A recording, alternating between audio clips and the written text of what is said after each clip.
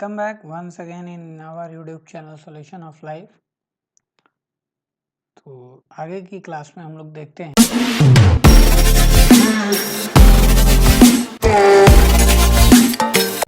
हम लोगों ने principle of calorimetry, last topic जो हम लोगों ने कवर किया था that is the principle of calorimetry. और इसका जो मेन हमारा पॉइंट था, heat loss by the hot body is equal to the heat gain by the cold body. इसी को हम क्या कह रहे थे, प्रिंसिपल ऑफ कैलोरीमेट्री कह रहे थे। हम बात करते हैं कि चेंज ऑफ स्टेट्स। तो देखिए मैटर जो हम जनरली देखते हैं कौन कौन से स्टेज में, सॉलिड है, लिक्विड है, गैस है।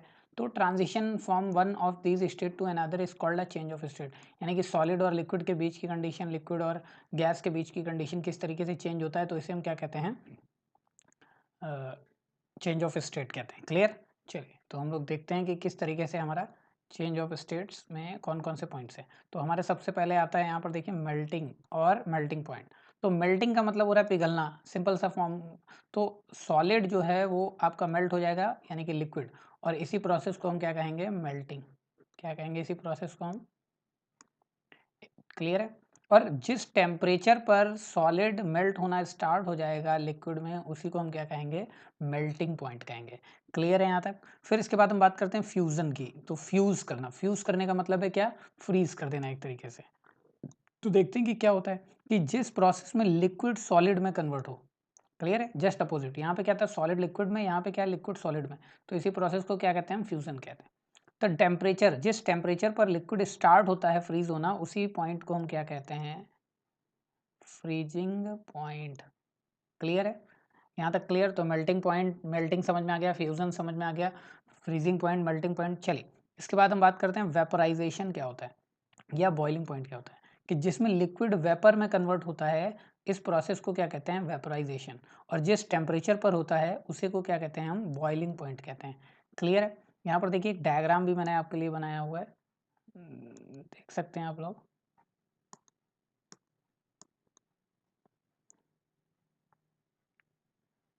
ये देखिए, इसको मैं बड़ी स्क्रीन पे कर दे रहा हूँ ताकि आपको प्रॉपर दिखाई दे।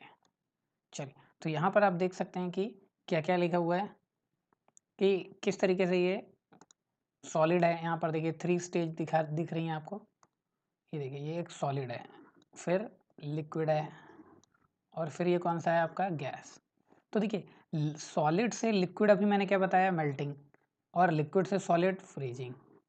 ऐसे ही मैंने क्या बताया अभी, लिक्विड से गैस बॉइलिंग, बॉइलिंग नहीं, यहाँ पे हम क्या लिखेंगे, वेपराइजेशन। ठीक है, वेपराइजेशन।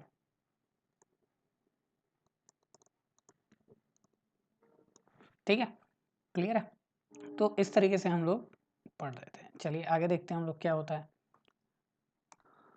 ये मैं आपको पीडीएफ आपको मिल जाएगी। लिक्विफिकेशन या कंडेंसेशन। तो कंडेंसेशन या लिक्विफिकेशन क्या है, कंडेंसेशन, लिक्विफिकेशन यानी लिक्विड में कन्वर्ट करना। तो वेपर को लिक्विड में कन्वर्ट करना क्या कहलाता है, लिक्विफिकेशन या कंडेंसेशन। ये जस्ट किसका रिवर्स होता है, वेपराइजेशन का। वेपराइजेशन में क्या हो रहा था, लिक्विड को हम वेपर में कन्वर्ट कर रहे थे, इसमें क्या उल्टा है, वेपर को लिक्विड में कन्वर्ट कर रहे हैं। सब्लिमेशन, बहुत बार एग्जाम में पूछा गया है कि सब्लिमेशन क्या होता है। तो देखिए सब्लिमेशन का सिंपली सब, सब यानी सॉलिड, सब सॉलिड। तो सॉलिड को वेपर में कन्वर्ट करना डायरेक्ट क्या कहलाता है, आपका सब्लिमेशन कहलाता है। क्लियर है। और इस प्रोसेस का कोई भी रिवर्स नहीं हो सकता। इसके एग्जांपल क्या है, जैसे कपूर, कपूर डायरेक्ट गायब हो जाता है। नेप्थलीन बॉल्स जो होती हैं वो डायरेक्ट डिसअपेयर हो जाती हैं। तो इस तरीके से रीजगलेशन बहुत ही इंपॉर्टेंट टॉपिक है। देखते हैं क्या होता है कि phenomena of melting of substance under high pressure, यानी कि किसी सब्सटेंस का हाई प्रेशर की कंडीशन में मेल्ट होना और रीफ्रीज हो जाना जब प्रेशर कम हो जाएगा। यानी कि when a phenomena of melting of a substance at the condition of high pressure and refreezing when the pressure is reduced। Clear है। तो इसी प्रोसेस को हम क्या कहते हैं, रीगेलेशन कहते हैं। इसका एग्जांपल हम इस तरीके से समझ सकते हैं, जैसे कि अगर आप एक कोई आइस बार लेते हैं, ठीक है, और इसके बीच में आप एक यहाँ पर क्या करते हैं, एक रोप, या इसको हम थोड़ा सा क्यूबिकल शेप में बनाते हैं। एक हम बार लेते हैं, आइस बार,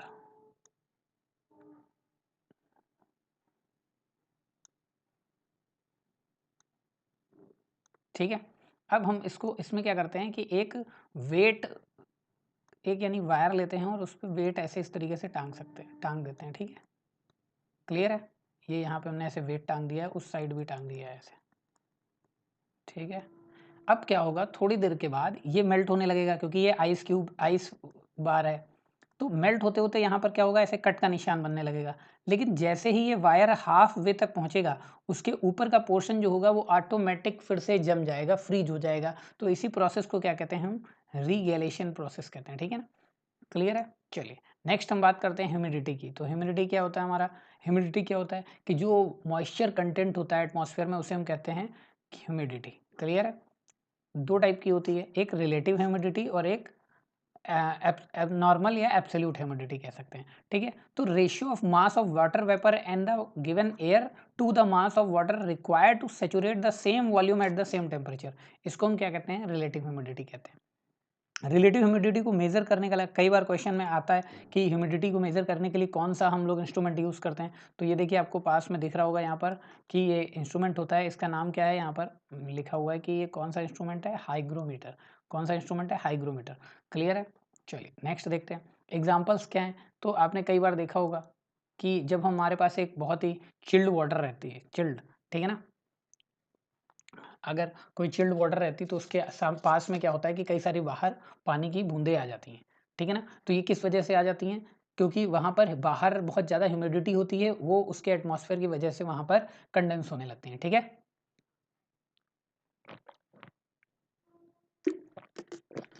क्लियर है यहाँ तक। चलिए clothes get dry earlier in winter. तो विंटर में क्या होता है कि ह्यूमिडिटी बाहर एटमॉस्फेयर में बहुत कम होता है, जिसकी वजह से क्लॉथ्स जो हैं वो इजीली ड्राई हो जाते हैं compare to rainy season. Rainy season में क्या होता है कि बाहर ह्यूमिडिटी ऑलरेडी इतनी ज़्यादा होती है। एब्सोल्यूट ह्यूमिडिटी क्या होता है, that simply water vapour present in unit volume of air, इसका जो यूनिट होता है ग्राम पर मीटर क्यूब। चलिए एयर कंडीशनिंग की बात करें तो एक्चुअल में क्या होता है एयर कंडीशनिंग। एयर कंडीशनिंग क्या है कि हम एक क्लाइमेट ऐसा चाहते हैं अर्थ पे जिसमें हमारा एक टेम्परेचर हो, फिक्स हो, रिलेटिव ह्यूमिडिटी हो, विंड फ्लोइंग डायरेक्शन हो। तो ये सारी चीज़ें हमें एक प्रोवाइड करती हैं कंफर्ट जोन। तो एक कंफर्टेबल या प्रॉपर क्लाइमेट प्रोवाइड करते हैं, उसे हम एयर कंडीशनिंग कहते हैं। इसके लिए क्या क्या कंडीशन रिक्वायर्ड है, तो it should be lie between, जो इसका टेम्परेचर होगा वो कहाँ से कहाँ तक होगा, 23 डिग्री सेल्सियस से 25 डिग्री सेल्सियस। रिलेटिव ह्यूमिडिटी कितनी होनी चाहिए, 60% से लेकर 65% तक, क्लियर है। फिर हम बात करते हैं विंड स्पीड जो होनी चाहिए आपकी, वो कितनी होनी चाहिए, 0.70 मीटर पर मिनट से लेकर 2.5 मीटर पर मिनट, यानी इससे ज़्यादा की नहीं होनी चाहिए, रेंज है। अगर ये रेंज है तो आपका जो एयर कंडीशनिंग है ऑटोमेटिक आपको मिलेगा, बट ये नेचुरली एग्जिस्ट नहीं करता है, इसके लिए हमें एयर कंडीशनिंग प्रोसेस लगाना पड़ता है, एक सेटअप लगाना पड़ता है। फिर हम बात करते हैं चलिए इवेपोरेशन की। तो देखिए इवेपोरेशन और vaporisation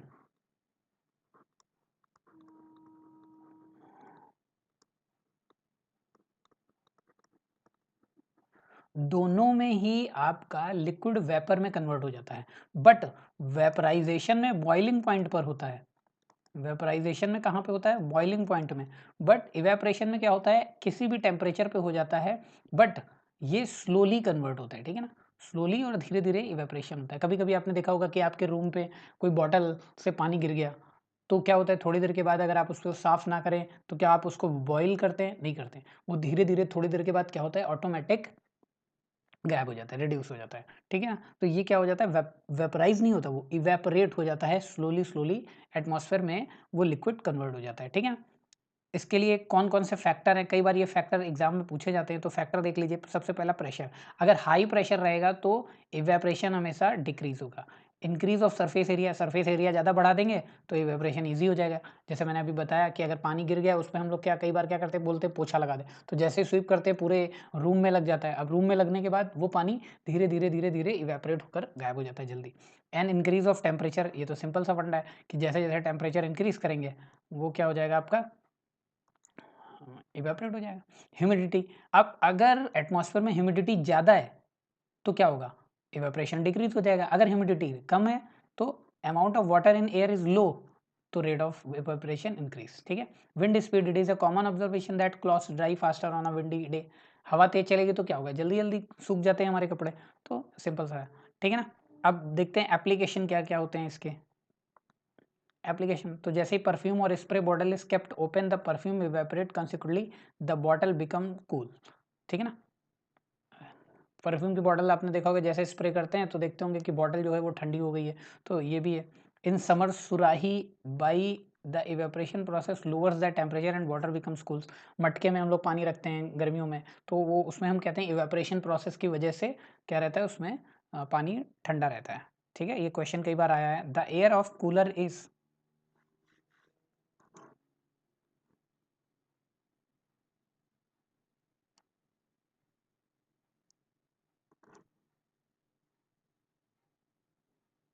for the evaporation of sweat from the body of the heat is taken from the skin which helps to keep the body cool।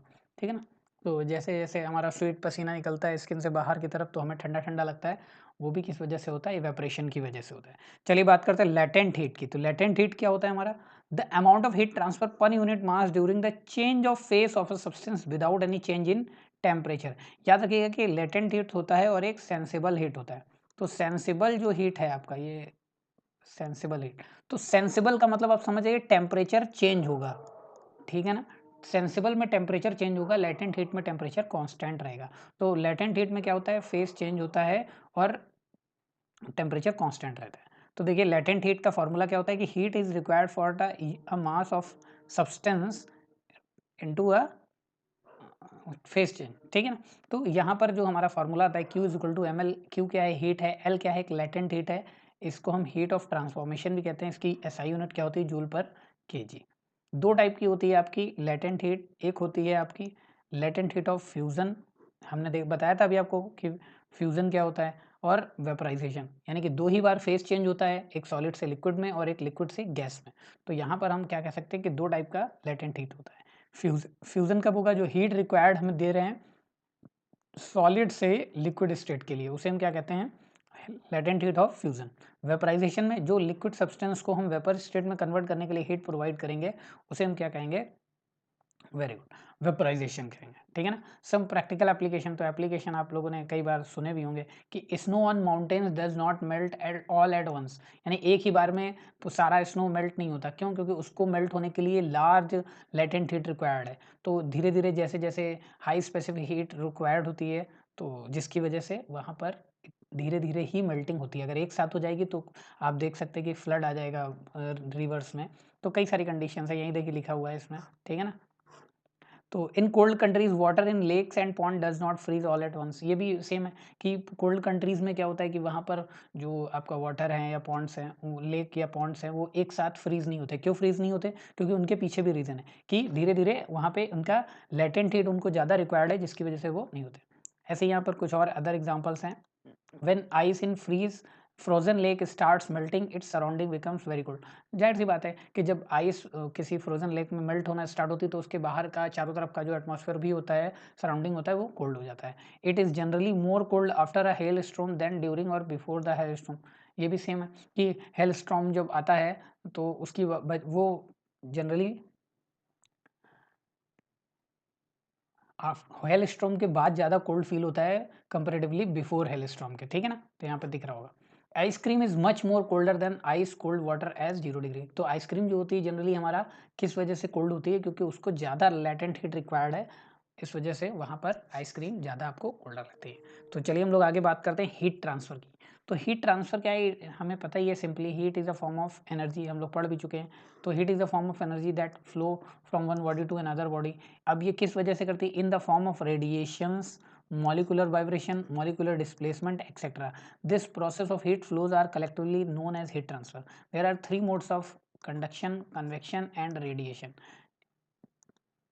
यहाँ पर हम देख सकते हैं कि एक पैन में हम देखेंगे तो यहाँ पर तीनों ही प्रोसेस देखने को मिल रहा है कि जैसे कि मैंने एक फ्राई पैन लिया और पैन में वाटर फिल्ड कर दिया, जैसे ही मैंने हीट उसको दिया, हीट देना शुरू किया नीचे से, तो यहाँ पे आप क्या देख रहे हैं कि हीट देने के बाद जो वेजल हीट हो रहा है, और वेजल हीट होने की वजह से यहाँ पर आपका जो हैंडल है, आप देखते होंगे कि हैंडल भी थोड़ी देर के बाद हीट हो जा रहा है। तो आपको पता है आपने हीट किस में दिया, इस बॉटम सरफेस पे, और इससे अटैच जो सॉलिड है इसका भी टेम्परेचर कैसा हो गया, हाई हो गया। इसका मतलब है कि हीट ट्रांसफर हुई सॉलिड में, और जो सॉलिड में हीट ट्रांसफर होती है उसको हम क्या कहते हैं, कंडक्शन।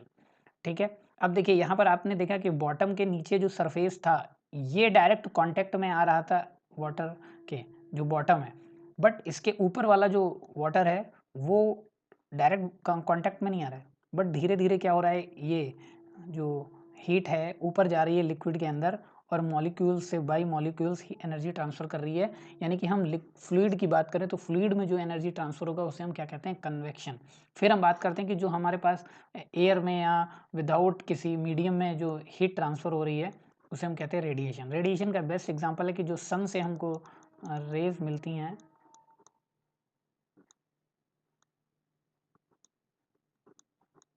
ठीक है, तो वो भी क्या है, हमारा एक रेडिएशन का एग्जांपल है। तो चलिए देखते हैं कि कंडक्शन में क्या है। तो कंडक्शन क्या है,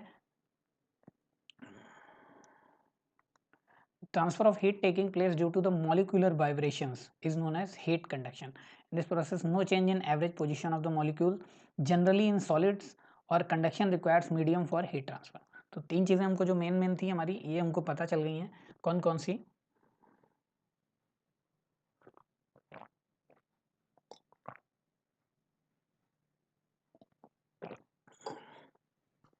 तो कौन कौन सी चीज़ें हमको पता चल गई हैं कि पहली चीज़ तो जो कंडक्शन क्रिएट होता है ये हमारा मॉलिक्यूलर वाइब्रेशन की वजह से होता है। सेकेंड थिंग कि ये जनरली किस में देखा जाता है, सॉलिड्स में देखा जाता है। फिर हमारा थर्ड वन क्या है, मीडियम रिक्वायर्ड होता है। क्लियर है, तो ये चीज़ें आपको याद रखनी है। फिर हम बात करते हैं थर्मल कंडक्टिविटी की। तो थर्मल कंडक्टिविटी क्या होता है हमारा, कि एक देखते हैं, the ability of material to conduct the heat through it is known as thermal conductivity. अब देखिए यहाँ पर एक फॉर्मूला होता है H इज इक्वल टू के ए डेल टी अपॉन एल। तो ये हमारा फॉर्मूला जो डिसाइड करता है, जिसमें के क्या है, कोफिशियंट ऑफ थर्मल कंडक्टिविटी यानी कि कांस्टेंट है, इसी को हम क्या कहते हैं, coefficient of thermal conductivity. Clear. यहाँ पे Q क्या है, हीट है, T क्या है, पर यूनिट टाइम है, A सरफेस है, एरिया है, और T चेंज इन टेम्परेचर है, L क्या है, लेंथ ऑफ द रॉड या मीडियम है। ठीक है ना। यहाँ पे जो इसकी यूनिट होती है वेरी इंपॉर्टेंट है, कई बार एग्जाम में पूछा गया है।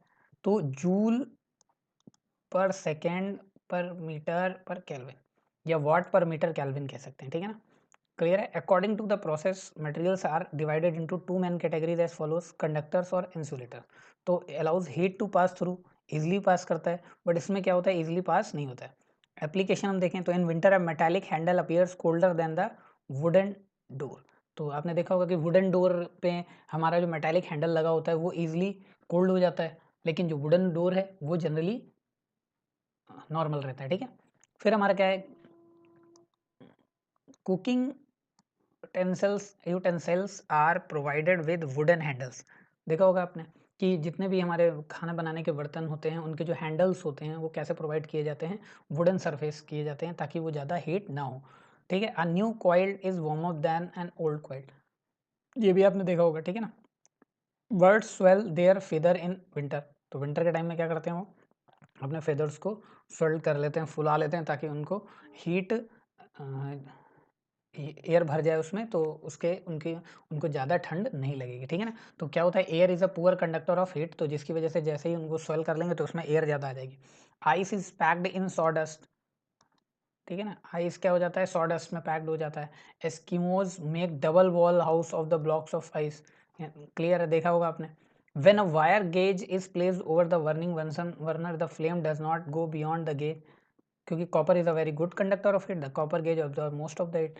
Are refrigerator is provided with insulated wall. Refrigerator में भी क्या होता है, इंसुलेटेड वॉल नहीं प्रोवाइड करेंगे तो सारी जो हमारी कूलिंग हो रही है वो पूरे रूम में होने लगेगी, आपका फ्रिज क्या होगा, प्रॉपर वर्क नहीं कर पाएगा। कन्वेक्शन क्या है, convection is the process in which heat transferred from one point two, sorry,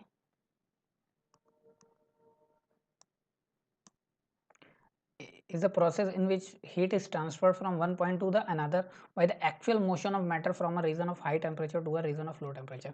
देखिए दो टाइप से ये आपका हीट प्रोसेस होता है कन्वेक्शन। एक फोर्स कन्वेक्शन होता है, इसमें क्या होता है, heated material is force to move से बाय अ ब्लोअर और अ पंप। ठीक है ना। फोर्स का मतलब आपको समझ में आ रहा होगा कि सिंपली हम उसमें फोर्स दे रहे हैं, यानी कि एयर के थ्रू, हाँ हवा चला रहे हैं, फैन चल रहा है, तो ये सब क्या है, फोर्स कन्वेक्शन। बट यहाँ पर हम बात कर रहे हैं, एक आता है आपका नेचुरल और फ्री कन्वेक्शन। इन प्रोसेस में जनरली अपने आप होता है नेचुरली। ठीक है ना। एप्लीकेशन देखें तो इन regulating the temperature of human body.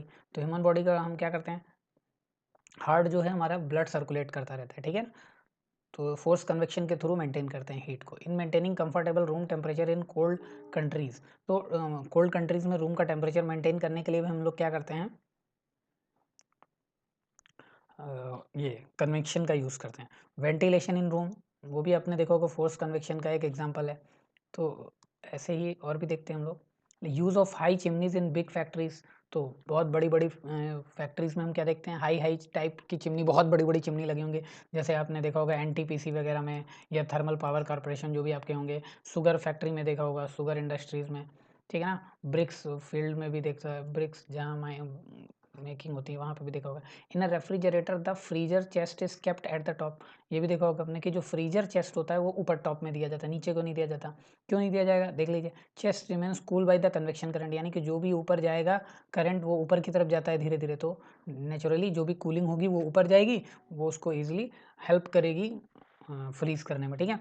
Land and sea breeze, ये आपने देखा है, during the day land heats up faster than the sea, ठीक है ना? This occurs because the water has greater specific heat and because mixing current diverse the absorb heat throughout the great volume, ठीक है। The hot air above the land expand and become less dense and hence the warmer air rises and colder air from the sea takes its place. The warmer air from the land move towards the sea to complete the cycle, ठीक है। creates a breeze from sea to the land which is called sea breeze.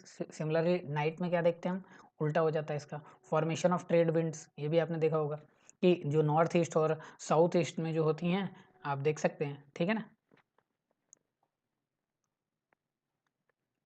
Radiation की बात करें तो radiation के लिए भी हम लोगों ने क्या देखा था कि किसी भी मीडियम की requirement, it is mode of heat transfer from one place to another without heating the interviewing medium. कोई मीडियम की रिक्वायरमेंट नहीं, और सबसे सिंपल मीडियम होता है आपका हीट रेडिएशन का, और हाँ सबसे फास्टर भी होता है, ठीक है ना। The first is the process by which the energy is emitted by a body is transmitted in space and falls on another body. तो दो टाइप से ये भी होती है। पहला क्या है कि इमिट करेगी और दूसरी बॉडी पे पड़ेगी। सेकंड क्या है, second one is the energy itself is being transmitted in space, और अपने आप स्पेस में ट्रांसमिट करें। The heat from the sun reaches to the earth by radiation, ये तो आपको पता ही कि सन से जो रेडिएशन अर्थ एनर्जी आती है वो किस फॉर्म में आती है आपकी, हीट, ठीक है। हम लोग फिर कल से थर्मल रेडिएशन देखेंगे, आज की क्लास में हम लोग इतना ही रखेंगे, और आई थिंक आप सभी को ये क्लास अच्छा लगेगा। तो सपोर्ट करिए, लाइक करिए, सब्सक्राइब करिए और शेयर भी करिए, और जो भी आपको डाउट वगैरह हैं वो कमेंट में हमको बताइए, और क्या क्या इम्प्रूवमेंट आप चाहते हैं, और अगर आपको नोट्स चाहिए तो कमेंट में ज़रूर लिखिए, आपको नोट्स प्रॉपर मिलेगा। टेलीग्राम चैनल का लिंक मैं पिन कर दूंगा डिस्क्रिप्शन में, तो आप लोग वहाँ से ज्वाइन हो जाइएगा, उस पर ही नोट्स अवेलेबल हैं already. Thank you everyone, good night, take care.